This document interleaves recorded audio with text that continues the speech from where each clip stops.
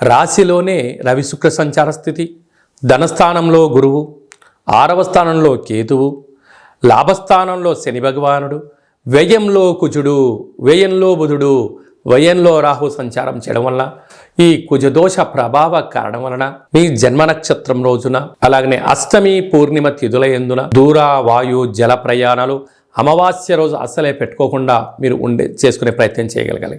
కనుక మనము ఈ చైత్రమాస అమావాస్య సందర్భంగా అచితాంగ కాళభైరవ స్వామి వారి యొక్క స్మరణ, అలాగనే ఇక్కడ పసుపు రంగుతో తయారు చేసిన పదార్థాలను ఆ కాళభైరవ స్వామి యొక్క వాహనమైనటువంటి సునకపు మహారాజుల గారికి దానము చేయడం వలన రుణ సమస్యలు, రోగ సమస్యలు తొలగిపోతాయి.